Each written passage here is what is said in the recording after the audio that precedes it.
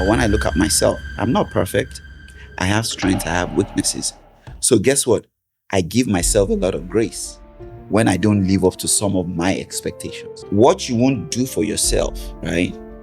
You're not going to do it for somebody else. But what you can do for yourself, you will do it for somebody else. There are things that you are naturally good at that is a struggle for somebody else. You can't give what you don't have. At some point, all these people that are faking it, when the pressure is applied, the truth then will show up. Which means that if you don't truly have a heart for people, which is where I believe that all leadership starts from, it starts with the love for people. You have to value people. You can lead at any level. You can lead from the top. You can lead from the middle. You can lead from the bottom. One of the best leadership I can bring to my team is the best version of myself. The people that come on my team, the people that join what I do, are people that have what I don't have, which is why I started with, you've got to know yourself and value yourself. So I know myself. I have a lot of good things about me, but I have a lot of gaps. So I hire to fill my gaps. I'm so excited to be doing this recording today. This is going to be our first live recording session or first podcast recording in this season 3 of our platform. As you all know, my name is Yowande. I'm your host. On this table, we'll learn, we'll grow, we'll become, we'll win. And this year, we've called it the year of fruitfulness. And fruitfulness is an intentional process. You don't just become fruitful by default. One thing that I've been paying attention to this year are the people that God brings my way.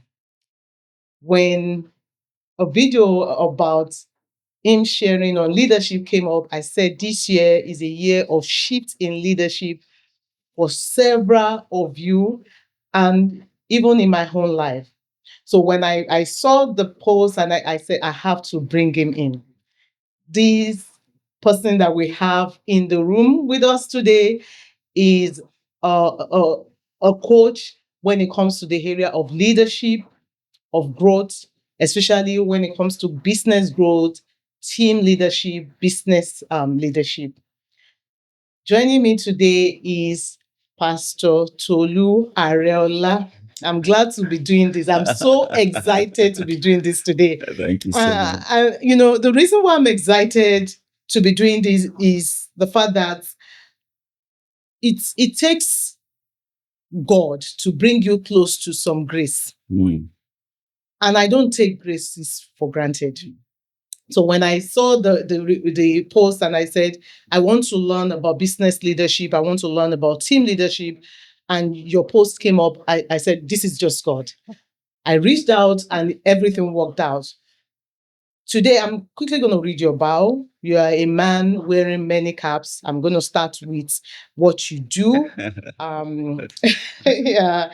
So Pastor Tolu Areola is dedicated to helping people and organizations succeed. He is an insightful teacher, a dynamic communicator, and successful coach who inspires his listeners to unlock their potential and live the life of their dreams. He's the founder of Empowerment for Today.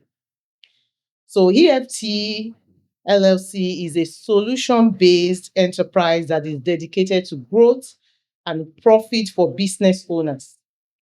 He hosts a monthly empowerment webinar and several mastermind groups designed to equip leaders, entrepreneurs, solopreneurs, and aspiring leaders to move from the comfort zone to the success zone and on to living a life of significance.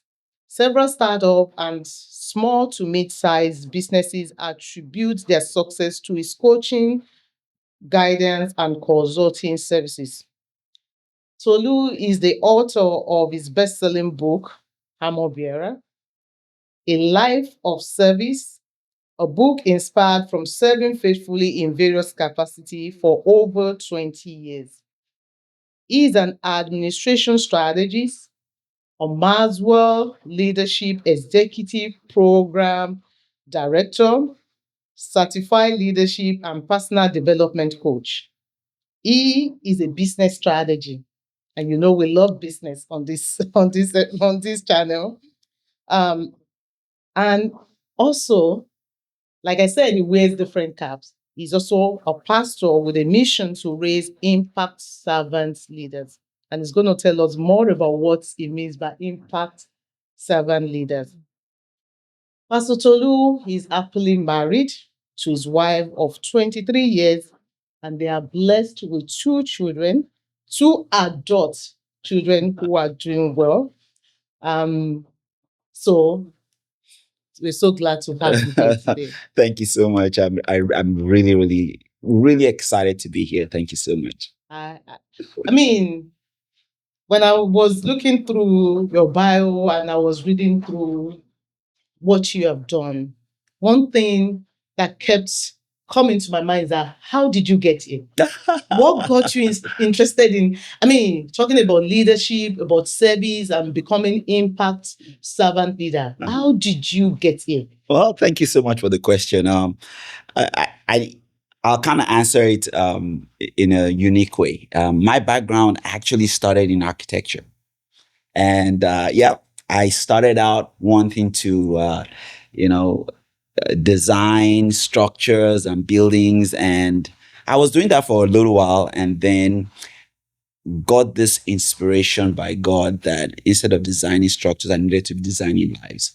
So I switched into leadership, switched into now working more with people, simply because my mentor at the time, I found one of his resource, and the resource that he had was a book on how to be a real success. And one of the statements that stood out from that resource was, everything rises and falls on leadership. Everything. I had a problem with that statement because at the point in my life, I was like, no, it just can't be. But as I began the journey in leadership, I came to that conclusion as well. Everything, absolutely everything rises and falls on leadership. Everything rises and falls on leadership. So from architecture, I mean, in architecture, you put pencil or those pencils or stencil, whatever. I know you call it different. There's a name you call it, and then you design on paper the building. Yep. So the way you want to think of leadership is that you're building people. Correct. So in terms of this design, like, what is leadership? Very Who good. is a leader? You're talking about designing people. I mean, you can think of people, but like, are we all leaders? I mean, can we consider? That's a fantastic question. I mean, most people think of leadership as occupying a position or having a title. But I say leadership is you taking on the responsibility of influence. Because when you think about it, everybody has influence. But when you take on the responsibility of influence, then you are actually walking the path of leadership. Because think about it. When you're talking about influence, you're talking about somebody who has the effect on the character, the opinion, the thinking, the lifestyle of somebody else. And for me, my journey began when I realized that, oh, people are actually watching me. And I was making a difference. And yes, I didn't have a title. I didn't have a position. All I was doing was making a difference on the platform I was given. In fact, I was made a pastor because the pastor that I was under at the time had a problem, because he had ordained pastors who are not doing anything, and I was Brother Tolu doing stuff, doing stuff in the church. Who doesn't have title? So he had a problem. He needed me to play roles, but now he had a problem that the ordained pastor had to get direction and instruction from Brother Tolu. That's why I got ordained. I can already see this conversation is getting hot already, and we're just getting started. I want to get to know you. You've unpacked a couple of things. Mhm. You talked about impact. Yes. And you've talked about influence. Those are very powerful words that we see today when you describe somebody as having influence. Yeah. What does it mean? How do you become a person of influence? Very How good. do you become a person that people will look at, even if you don't have the title, people still default to you? People listen to you. They Yeah. want to do what you are doing, even without telling them. How do you become that? Well, I think it falls down to about three things, because wherever you are, where you are making an impact. And when I say impact, I'm talking about making a difference. You are living out your life not solely for your own success, but you're living out your life to impact somebody else. When you are like that, people will want to follow you. And the moment that happens, I narrow it down to three things. One is clarity. You have to know where you are going as a leader. For your own personal life, like Yep. you knowing Yes. where you are going. Because your own you personal- cannot lead other people successfully if you don't lead yourself well. So leadership actually starts with you. Leadership starts with me. Yeah. I cannot lead other people successfully until I lead myself. That is correct. You cannot influence other people if you don't start with influencing yourself first. The reason why we have a lot of half-baked leadership, people in leadership positions and leaders today is because they are leaders who are occupying positions, who are carrying titles, but they are not authentic because they never started with themselves. They found themselves, maybe they were appointed, maybe they were forced into a position, and it's not something they've done with themselves. So doing it with people now becomes a huge roadblock. So if you are going to lead successfully, one, you have to have a clarity on exactly where you are going, right? I say clarity is kindness. So if you can't hit the target you can't see. So as a leader, you see first and you see before everybody else. So if you cannot see for your own life, how would you see for other people? Think about marriage, for example. The successful marriages happen when the leader of the house has a vision for the family. Like, why did she marry me? Where am I taking my family to? What's the vision? But you see, it's not even so much as the vision, it's about clarity of knowing that this is what success looks like when we get there. A lot of people don't have that personally for their lives. So it's very difficult for them to now have it for a group of people. So leadership always starts with you. How did you get on this journey of, I mean, of personal leadership where you could have clarity for yourself? Because we are talking about clarity here. There are some adults that don't have clarity for themselves, Yes. not to talk of having clarity for their family or the children or even for the team that they are leading. And like you said, leadership is a personal thing. It starts with you. Yeah. So Yeah. how did you get here where you have this level of clarity? So for me, I would say the real journey of leadership started when I was 19. Because up to that point, all I had seen around me were very bad models of what leadership was. It was more about do what I say, not what I do. All right, you know what I'm talking about, and it was a lot of false, not very useful models that I had until I came across that resource, and I decided that for the rest of my life, I was going to build it on that concept of leadership. In fact, that resource was sharing four main ideologies when it comes to being a success in life. He was talking about relationships, being empowered, having the right attitude, and embracing great leadership. And on relationship, empowerment, attitude, and leadership. Everything I do centers all around that 4. At age 19. At age 19.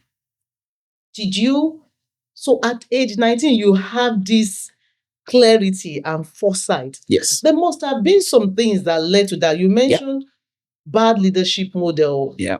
Could you give example of what you mean by bad leadership Well, model? without going all personal, I was part of a community where, because of my natural God-given personality, I'm an extrovert. I like, getting things done. And, it was me and my friend at the time. And when they were looking for people to get things done, they said they were going to choose him over me. And I was wondering why. First, he didn't even want the role. Second, he had no idea what he was doing. All right.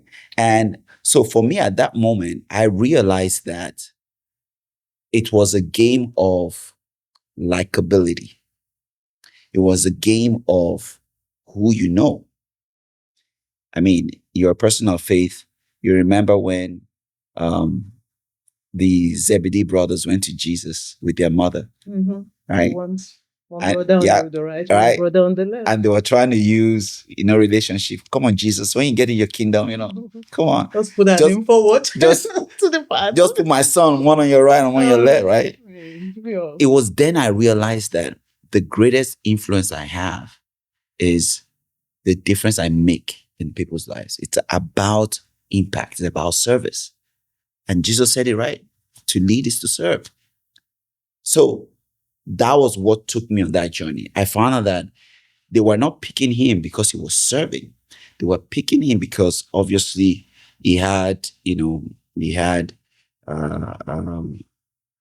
some pedigree with the leaders at the time. They knew him. They liked him better. Who knows who? And then I realized that the way you can make the difference is to serve, because what backfired was that everybody else wanted me because I was the one getting things done. And I seemed to have the answers that they were looking for. And that's what propelled me into this lifetime of leadership. I mean, you touched on growing up. Nobody likes somebody else to be picked above them. That is true. We want to be liked. Yeah. And sometimes that's nature of wanting people to like us, to choose us, lead us to a path that may not serve us well, That is even true. in leadership. No, because sometimes you have to face the people you lead, even though you want them to like you have to tell them the truth. And truth sometimes can be bitter. So, in terms of this grandfather, fatherism coming up in leadership, when people who don't have the skills or the willingness or the attitude to serve the people, when they become leaders, what do we expect to see in that kind of situation? Look, listen, of course, that creates problems. I mean, that creates a lot of roadblocks, because now you have people that are not qualified to lead or are not equipped to lead, occupying roles, and they become huge roadblocks. And we've seen that, in business setting, in the ministry setting. We've seen it even in families, because the quote unquote grandfathers and the papas decide to put title over people, started to put, this relationship factor over the real needs of people. It does create a roadblock and a problem. But the way to navigate it is this: to understand that you can lead at any level. You can lead from the top. You can lead from the middle. You can lead from the bottom. My example was that I started leading from the bottom. And by leading from the bottom, you mean? I found the gaps in the organization I was in, and I chose to plug the gaps. In other words, I was serving when nobody was watching. I was making a difference when nobody knew my name. And it was because I was doing that and I was consistent at it. That was where the light now shone on me. Let me give you a perfect example. There was a time we were um, in a church service, for example. And I remember the lead pastor at the time stood up on the stage and was appreciating the ushers, appreciating the children teachers, appreciating the ministers and stuff. Now, the way I got into ministry was being a sound engineer, right? Being in the back where nobody saw. And they appreciated everybody in the church. And I was thinking to myself, I was like, do they know that all I have to do is flick this button and then you know there's somebody here in the back, right? But you see, that's exactly what leadership is, right? You really don't have to be in the limelight to lead. You can lead from the back because leadership is not just influence. Leadership is service. And wherever you serve, wherever you're serving and you're making a difference, you are leading. Because one of the biggest ways to influence is through service. Leading from the bottom and finding problem to solve. But the way sometimes in our setting, the way we characterize those people is that they are trying to do face service. Mm-hmm. They want people to like them and they try to like fake it.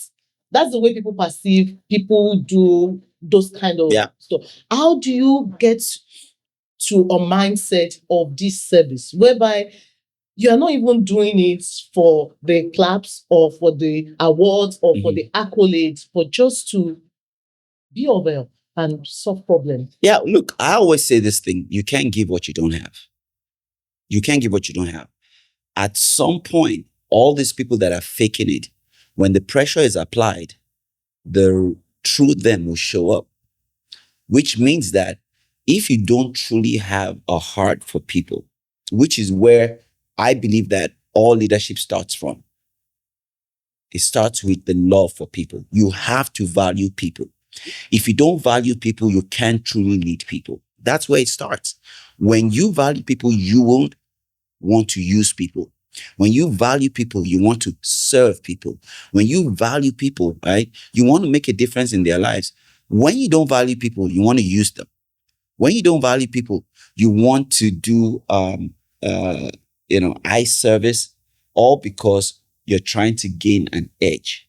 But the biggest definition of love is you laying down your life for the benefit of somebody else. And that's what true leadership is. So for me, I got to that point where I started to look and see people differently. Because up to that point, I was always thinking about me, right? That's the radio station we all listen to, WIIFM. What's in it for me? But when I took the focus off myself and started placing it on other people, it just magnified the potential of the things that I could do.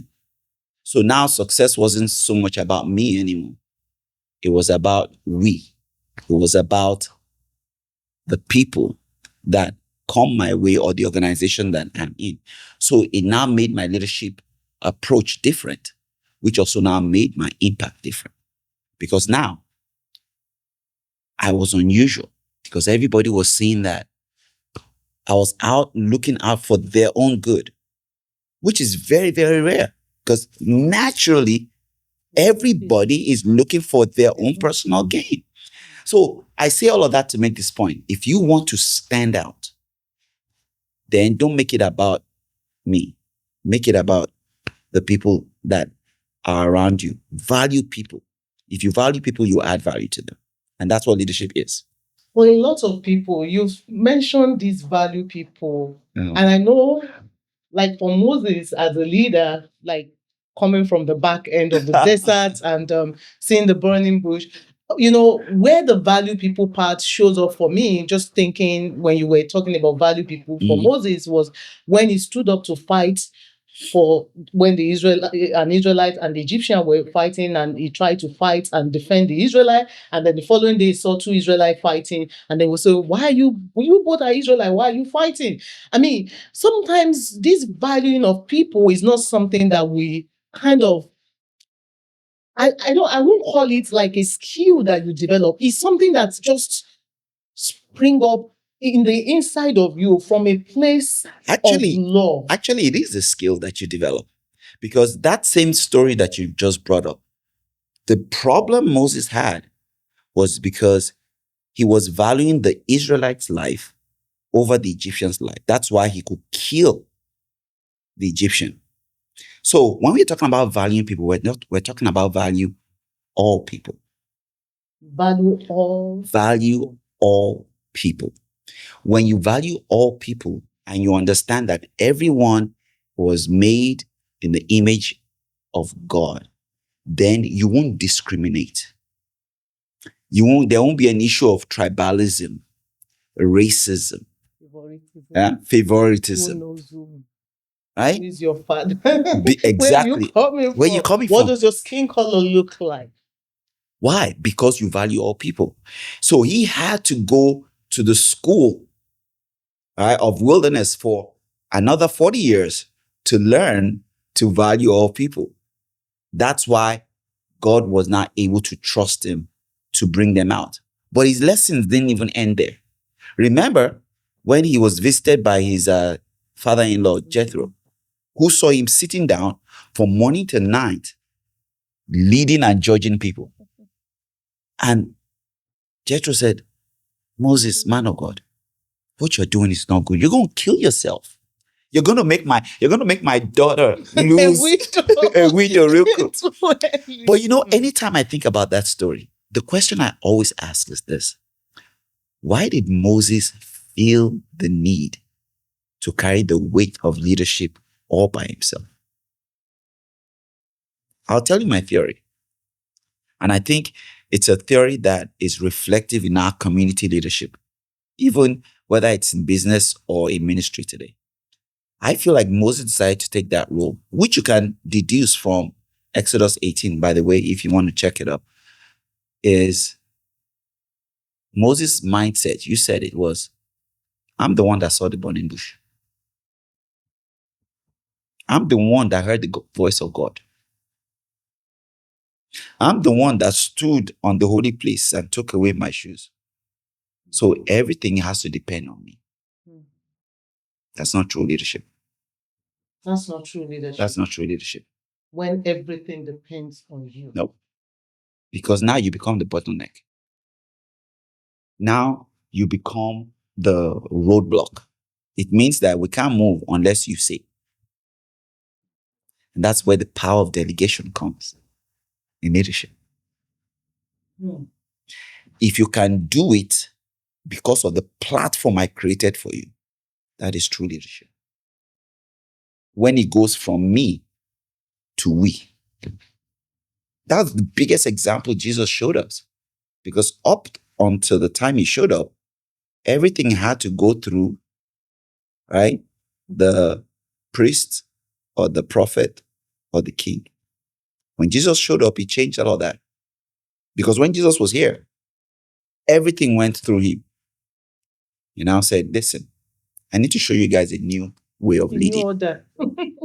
So what did he do? He franchised the spirit that was inside him into everyone. So that what I can do, you can do as well. That is true leadership. That was the difference Jesus made. What I'm getting from what you're saying is that leadership means replicating yourself in others. That's it. So that others can also do what you're doing. Yeah. That's why they say that the way you know you're a success as a leader is to have successors. Because if you don't have any successor, you're not leading. He that leadeth and no one is following him is just taking a walk.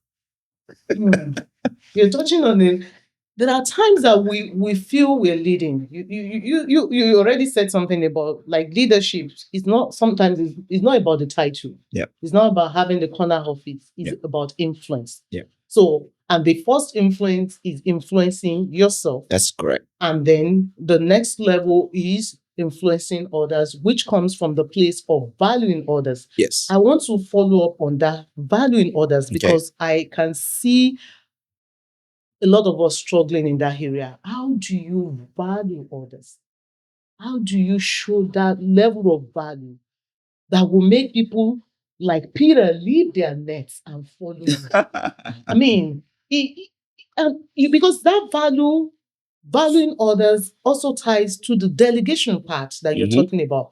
It's when you get to the point whereby people value you to the point of following you, that's when you can influence them to a level where they can become like you and do what you are able to do. Yeah. So how do you get to that place of valuing others? It's You very said it's a interesting. skill. It's a skill. It's a I skill. want to learn. It's a skill. And it all begins from how I started in the first place. It all begins from you. If you don't value you, right, like I said, you can't give what you don't have. Jesus said that you love your neighbor as you love yourself. So it starts with you. If you love you, if you value you, it's going to be easy for you to translate that to somebody else. Because when you look at yourself, right, or when I look at myself, I'm not perfect. I have strengths, I have weaknesses. So guess what? I give myself a lot of grace when I don't live up to some of my expectations.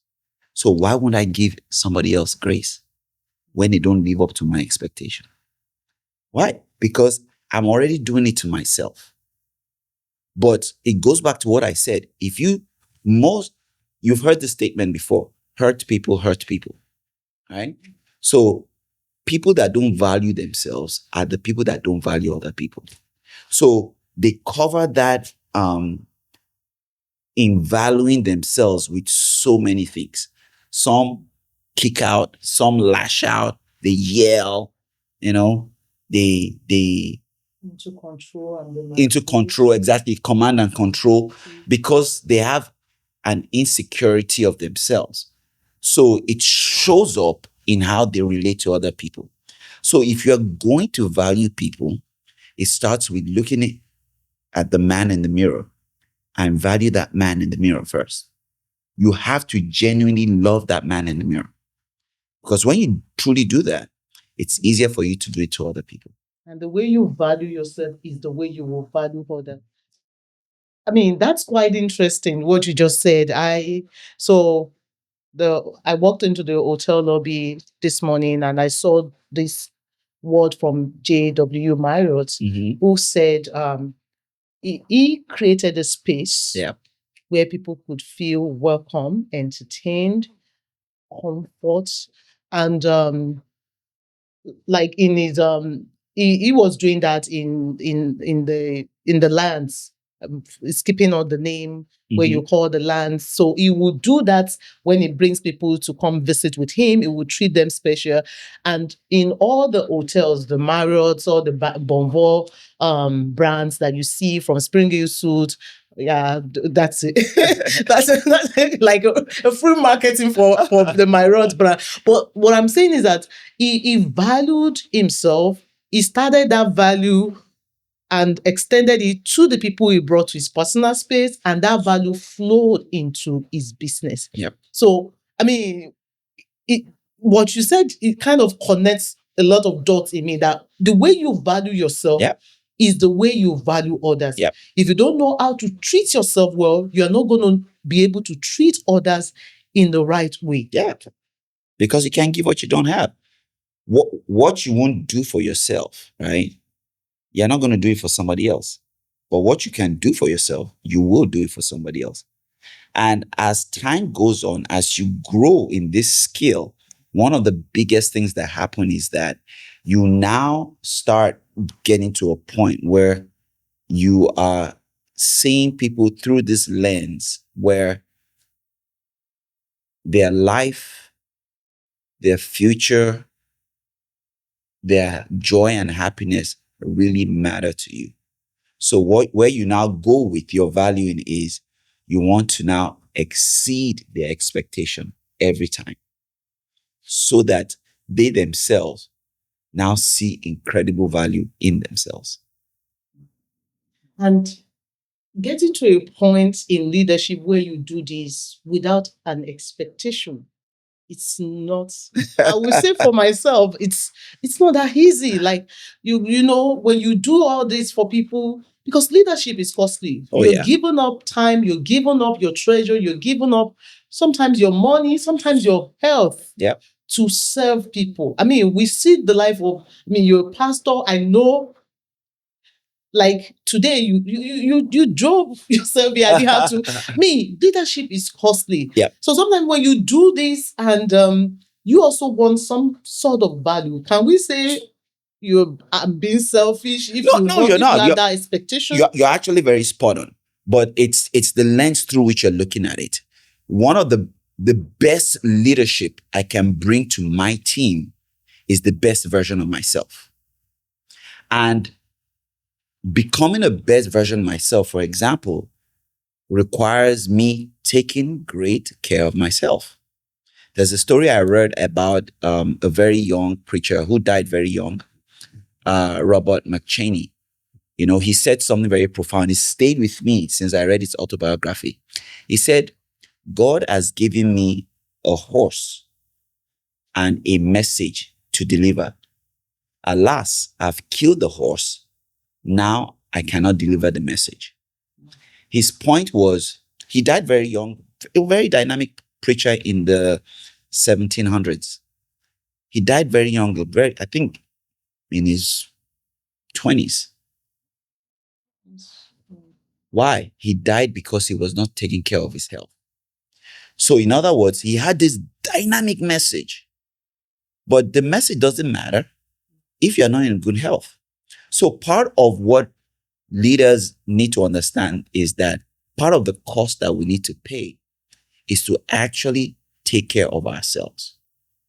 You can be spitting fire and preaching or leading great teams, right? But if your health is not great, look, I use the iPhone. I'm an iPhone enthusiast, right? But the great man, what's his name? The Apple guy, the CEO that passed away. No, before Tim Cook. His name just so funny. It's getting on my head right now. But you know, yeah, I remember. You know who I'm talking about. Yeah. He died young because, right? Now, of course, I don't think that he will have wished that on himself. But it still goes back to, if you don't take care of yourself, right? No matter the potential you have as a leader, it never sees the light of day. So part of me valuing my team is to take care of myself. So I believe in rest. I never used to, because I'm a recovering workaholic. As a leader, like you said, there's a cost to it, right? There's this demand for the people to perform, to be at the best. But at some point, I found out that if I'm burning the candle at both ends, I'll be done for.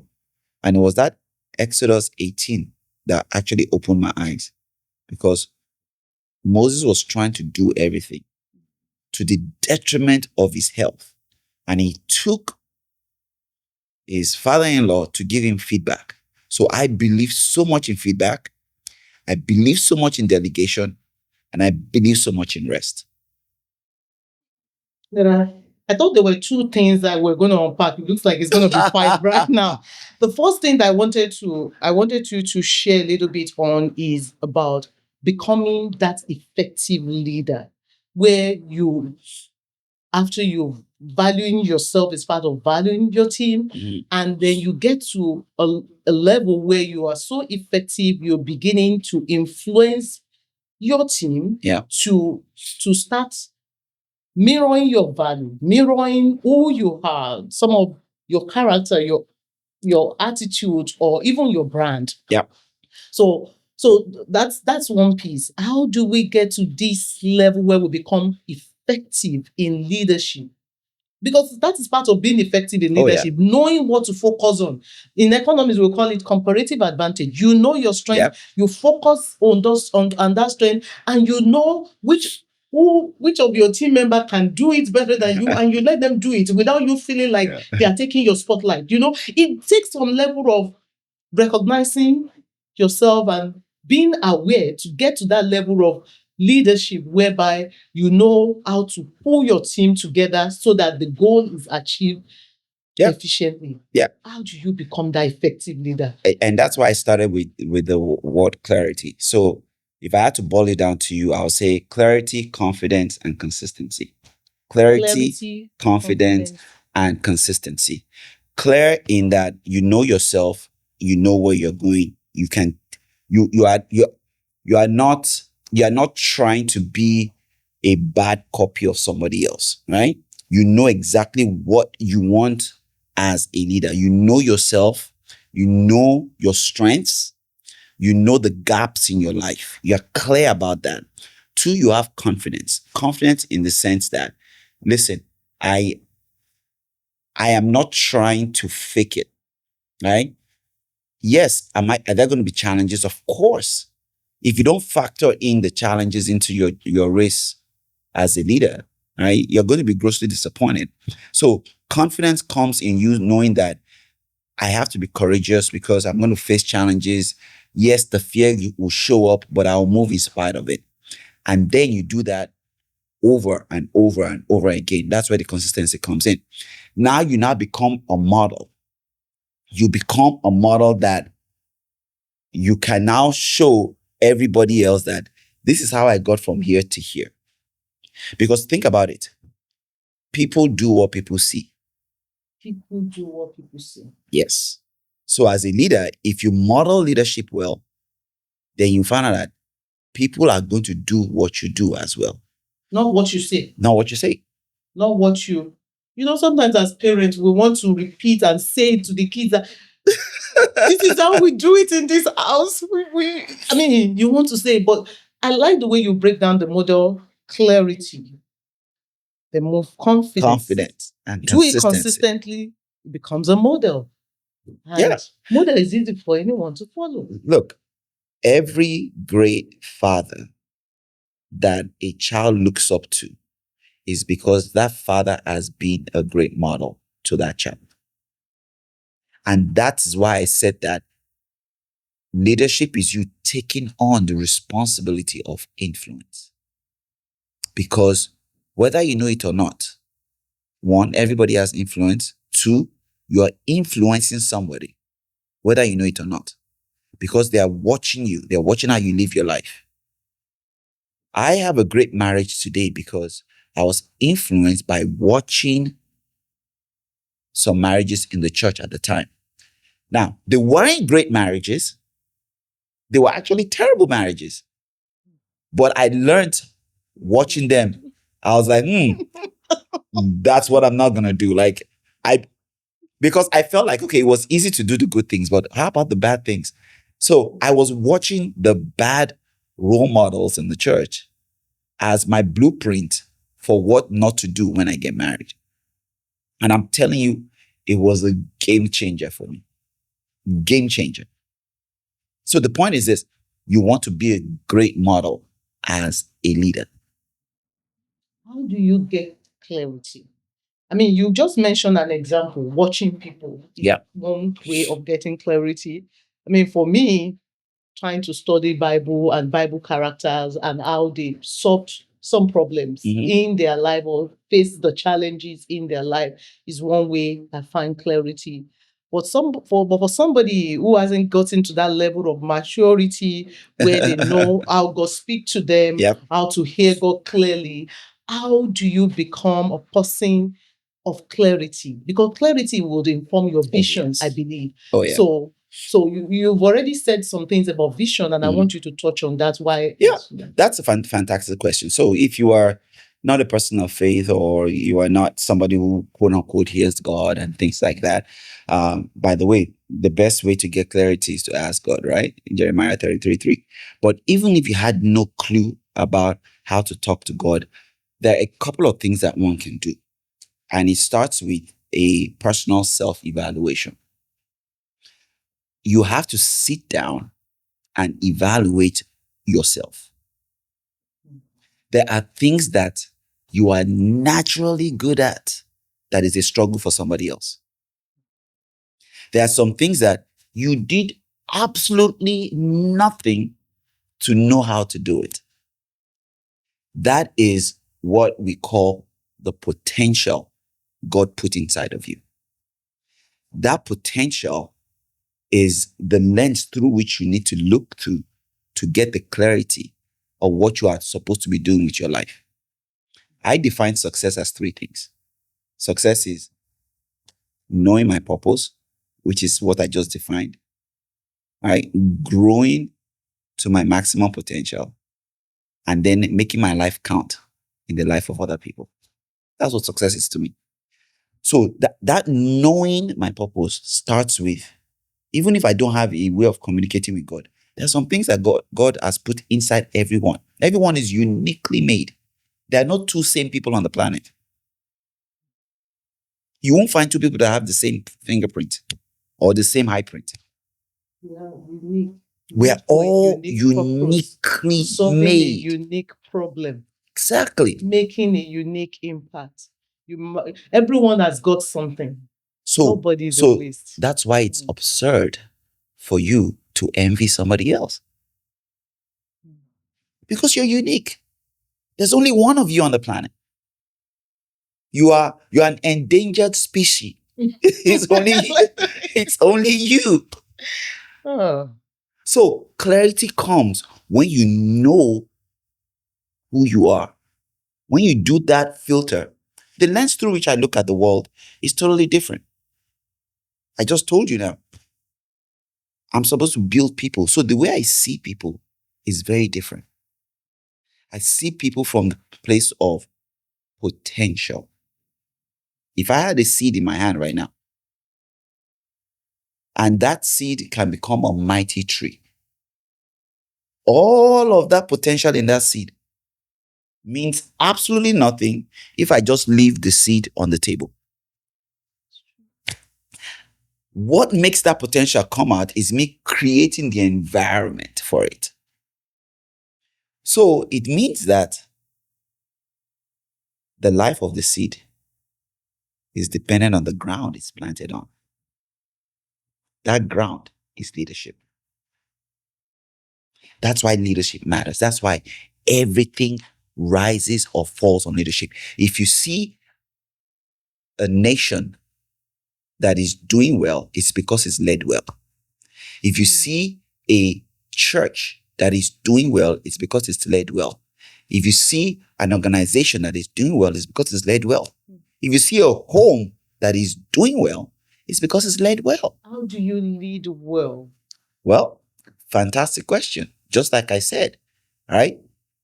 Leaders are not developed in a day. They're developed on a daily basis. So leadership is a skill set. Why? Because leadership has to do with influence, and influence has to do with people. Let's talk about communication, for example, right? When you communicate, I posted recently, you're auditioning for leadership. Why? When you're communicating, you're shifting perception. You're shifting perspectives. And perspective determines influence. Perspective determines influence. That's the break it down, sir. So when I'm speaking and I'm talking to you as I'm communicating to your audience right now, I'm shifting their perspective on what they used to think or know about leadership or what they didn't know. I am influencing them right now. So it means that the power that we have when it comes to communicating is a responsibility that we all have to rise up to. But guess what? To communicate, it's a skill set. To communicate is a skill set. So When I learn the skill of communicating, I am learning to lead. When I learn the skill of communicating, I am learning to influence. My son asked me a question recently and said, "Hey, Dad, I know you've been speaking for a long time. Now he's also getting opportunities to speak, and my daughter as well." And I was saying that, do you ever get nervous or scared when you get on stage to speak? And I told him, I said, "Well, son, I used to." I said, "But it's been a while. I don't anymore." He said, "How did you do that?" I said, "I realized that whenever I'm scared, when I'm going up there, it's because I'm putting the focus on myself. Are they going to like me? Do I have something to offer? Am I going to sound right? Is my accent going to come out?" I said, "But the moment I flip my lens on my audience," I said, "all the fear goes away." I said, "Because now I'm thinking about how can I serve them? What will be the greatest value add to them? What are the biggest challenges that they're going through that I can touch and help with today? How would their life be different because they've listened to me today?" I said, it takes all that fear away because now it's not about me. I mean, I like your son's question because that communication thing is very important element. Sometimes we are not, you mentioned the part of confidence in leadership. Sometimes we have this idea, because ideas is what we communicate, right? Yep. And the perspective we're shifting is the ideas of others. So Yep. we also want to recognize those ideas and find a way to communicate our ideas in a way that is clear, convincing, concise, and effective. Yeah.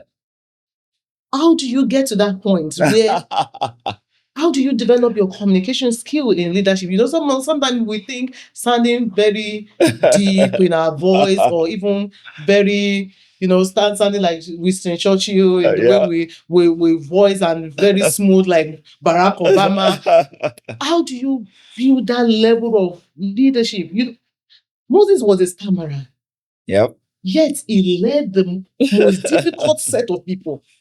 This leadership, this communication thing that you're talking about, I know it's important. Yeah. But a lot of us still struggle when it comes to even communicating with our team. We don't know how to tell them our vision in a very clear way that can get them excited to follow us to the destination that we want to take them. How do you become effective in communication? I think that for me, I learned it studying scriptures. I think Jesus was the best communicator ever. And one of the best ways he communicated was through stories. He used stories. Have you ever wondered the story in scripture? So I'm using a story now to help you land this point. He saw two businessmen sitting by their business, right? Fishing. And he communicated a vision to them. And the Bible tells us that they left their boats and followed him. The question you should ask is, what did Jesus say to them that made them give up their entrepreneurship and follow him? All he said to them was, "Come, I'll make you a different kind of fisher." I'll tell you what I think. I think that Jesus cast a vision and they saw themselves in the vision. They saw who they could become in that vision. So when you as a leader and you're leading people and you're casting a vision and you're wanting to communicate and you have to have a room for other people in your vision, which means the way I do it is this: the people that come on my team, the people that join what I do are people that have what I don't have. So I have to be secure in myself. So I bring in people that don't have what I don't have. Which is why I started with, you've got to know yourself and value yourself. So I know myself. I have a lot of good things about me, but I have a lot of gaps. So I hire to fill my gaps. Because now, right, they have value in my life and I have value in their life. So that's how, so Jesus used a lot of stories and he also used a lot of rhetoric where the people, right? He had 7 levels of leadership. I know this is not ministry, but right, he had the multitude. He had the 500 that he appeared to after he resurrected. He had the 120 that waited in the upper room. He had the 70 that he sent out 2 by 2. He had the 12. Among the 12, he had the 3. Among the 3, he had the 1. He had the 1. He had the 1, John the Beloved. His level of leadership at all of those different communities or people was different because he knew how to communicate. He was clear, he was confident in himself, and he was consistent. In fact, one of the reasons we trust him is because it's consistent. So if you want to thrive as a leader, part of consistency, I think, has a lot to do with your level of trust. In people or in yourself. Trust in yourself and then trust in people. Everything moves at the speed of trust. In leadership, everything moves at the speed of trust.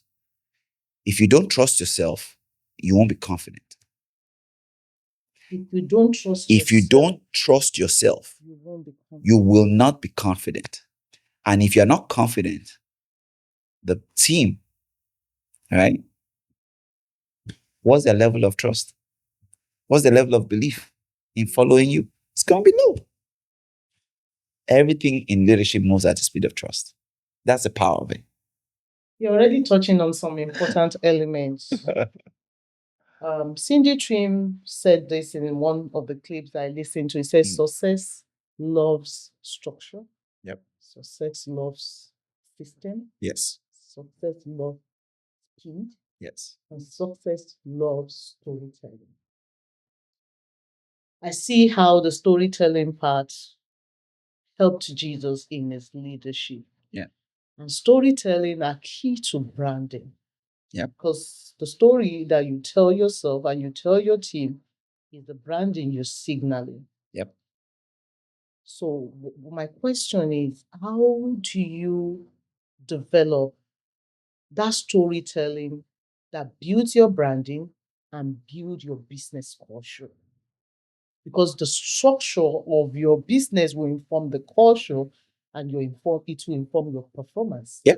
So I want to understand that storytelling of Jesus when he called Peter and he told them, come, I will make you fishers of men. Jesus was getting them to become part of his vision, but he also recognized that these people have something to gain from what he's turning them into. Yeah. I will make you a bigger person in the industry where you are. So this storytelling part, some of us we tell stories, but the stories that we tell is like a cock and bull stories that won't even move us. Yeah. How do you become effective in that kind of storytelling that builds your brand and a culture? Well, look, like I said, it's a skill, and there are a lot of programs out there where somebody can learn it. But here's what I always tell people: if you look at every story, look at the movies that you're watching, for example, all right? Every movie follows the same progression, right? They first of all introduce characters to you, then they introduce the problem, and then the rest of the movie is to resolve that problem. Every single movie you see follows that progression. They introduce the character, you see the problem, and then the rest of the movie is to resolve the problem. That's all it is. So if you're telling a story, it's the same thing, right? You're telling a story, you're identifying a problem, right? The problem that you have that you don't want. And then I'm telling you a story that gives you the solution that you want that you don't have. That's what makes it engaging. So when you're telling stories, right, you are taking people through an emotional journey. And that emotional journey is letting them see that, wow, if I have the same problem, just like this person got out of it, I can get out of it as well. So it's taking them through an emotional journey. It's an emotional journey of hope, of possibilities, right? That yes, you can get to the destination. So what I always encourage people to do is this. You have to have a way of capturing your stories. They could be personal stories. They could be stories of other people. Two, I tell people have various experiences. If you're stuck in the same place, chances that you will have a lot of stories are very, very low. So you want to have a wide expanse of experiences so that you can have different stories to tell. And then, thirdly, leaders are readers. Now, you can be a reader and not be a leader, Leaders are but you readers. cannot be a leader without reading. Reading books, like not listening to podcasts, but like digging in and Look, picking the books and reading whether it. you do audio books or paper books, I ain't mad at you, but you've got to be reading. You've got to be reading, right? You've got, because the way you multiply your influence is writing books and also reading books. Yeah. Because your book will go places that you probably will never go. Where I am in my life right now is multiplication. I'm working on legacy now because somebody told me that inheritance is what you leave for people, but legacy is what you leave in people. And one of the ways you leave legacy in people is through books, through podcasts, through, right? So, podcasts. I mean, that means what we're doing here that's is right. equally important. Yes. Before there's a lot that we can unpack, and sir, you're gonna, we'll definitely I'll bring be you. glad to do this again for sure. I want us to touch on some challenges with leadership, Mhm. because there are times we're leading people who don't want us to lead them. We have the vision, we value them, we are bringing our best to the game, but they are just difficult like the Israelites. Can you speak to someone in that situation? That's a very good question. If you're faced with a situation right now where you are leading people and you're facing challenges in leading people, what I'll tell you is this: welcome to the club. Welcome to the club. My mentor says there are no two good days in the lives of a leader. in other words, that is part of the game. It is part of the game. So as a leader, you have to get used to it. It is part of the game. Reason because, one, think about it. If the world was perfect, then we won't need leadership. The world isn't perfect. That's why leadership matters. So the challenging people that we're leading actually validates the importance of leadership, and more importantly, the importance of our leadership. Because at the end of the day, if somebody you're trying to lead is not cooperating, but you maintain clarity, confidence, and consistency, it's just a matter of time. That's why, there's a verse of scripture that is a life verse for me, Proverbs 28:20, right? That talks about faithfulness, right? Blessed is the one if uh, he that is faithful will abound in blessings. The one that is hasty to be rich will not go unpunished. When you are consistent, which is another word for faithfulness, you will find out that at the end of the day, it will always bring the result that you're looking for. Consistency is more important than intensity. Consistency is more important than intensity. When you look at the story of the tortoise and the hare, the tortoise wins every single time because of consistency. The reason that the drip of water hitting on concrete can bore a hole is because of consistency. Not the intensity. Not the intensity. The intensity can wash it, but it won't bore the hole. But consistency will bore a hole every single time. So when you are consistent in your valuing people, adding value to them, leading them, it's just a matter of time. The hardest person who doesn't want to cooperate will always bend at the end of the day. So it's part of the game. It's part of why leadership is hard. But everyone can lead because we all have room to grow through leadership. I'm going to lean in the leadership and lean in a little bit. And I just want you to know that this is just me trying to understand how to navigate politics. Okay. There is politics everywhere. I do understand that part. As leaders, you've mentioned the place of influence is key to leadership. You're trying to get to a destination or take your people. You have a vision, but you need people sometimes to be able to execute on whatever you want to do. And there are times that you face bottlenecks.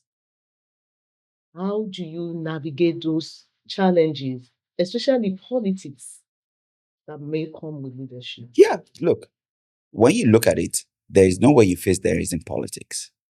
But if you go back to what I said, the best people that lead well in politics is still all tied down to how much do they actually value people over their own personal agenda.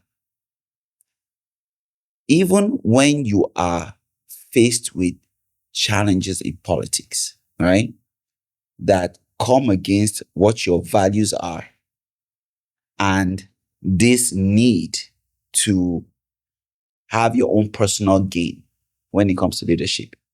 If you place value of people over that, you always succeed in politics, even if it costs you your life. Because when you look at it, right, this whole challenge in politics, it all boils down to, do we value people and are we leading with good values? When people who value people live by good values, they do well in politics because then you're not giving into corruption. You're not giving into double standard. You're not giving into anything that will stand in the way. Whether politics, ministry, organization is all the same. It all boils down to leadership. That's why that statement still rings true. Everything rises or falls on leadership. So if politicians will value people and live by good values, there are no limits to the success a community, a country, a city, a church, a congregation can have. Valuing people. Yeah. There's a lot to follow up, but I want us to get some personal from you now. You've mentioned something around legacy. That's what you're working on right now. I mean, different people have different way of interpreting legacy. For you is in writing book. So if your life is like a book right now, what would you call the chapter where you are right now? What would the chapter look like? What would it start with? What are the adjectives and the adverbs that we're going to see in that chapter? Honestly, the word that is standing out for me right now is significance. I believe that there's something higher than success, and I think that that's significance. I think when you are pursuing success, it's about you. But when you're pursuing significance, it's about other people. I have come to a place where I've realized now that the gift, the abilities, everything I have inside of me is not really about me. God put it in me to be a light to my world, to be salt to the earth, to add value in the platforms and the doors that He gives to me. And I think that's how you can have significance. So that word for me is really, really it hits a home for me. If one word had to describe my life or when I'm done, I would love that word to be significance. Because it communicates that I did not live my life for me. I lived it serving and helping other people. Because for me, that's what leadership is all about. And when you become a leader with significance, you become a leader that people want to Follow. That's right. This has really been awesome for me. If I had to say a last word to everybody, I would say to you that break free from selfishness and self-centeredness. Take the focus off yourself and develop that skill set of placing it on other people, valuing people. It's so fulfilling. It's so rewarding. And it allows you to maximize the potential that God Himself has put inside of you. I hope that's been helpful. Very, very helpful. Thank you so much, Pastor. Thank you so much, sir. Coach, I really author, appreciate it. he wears several caps. This is a little bit of the grace upon Pastor Tolu that he has shared with us today. I really appreciate it. I'm thankful that we're able to get you to come share some of this grace. And I believe by the grace of God, in this era of significance, we're going to draw more grace from you, sir. I'm so looking forward to reading several of your books. They are out, they're available on his website, toluareola.com. That's right. If you would like to check out what he does on the Empowerment for Life, there is a website, Empowerment for Life, and I will drop the link to his website and to his consulting business on leadership, even on the channel for you to visit, for you to learn more. He does one-on-one coaching. He is an expert in this field. He's a John Maxwell coach. That's right. So this grace that we have here today, I believe this can only be God. And I'm grateful for your life, sir. And I'm thankful that you've been able to share some Thank you. with us today. On this table, we would continue to win in this year of fruitfulness. We would lead with value and we will serve with significance. Thank you for joining us on the Our Platform. This is the Our Platform. My name is Yowande. See you in the next video.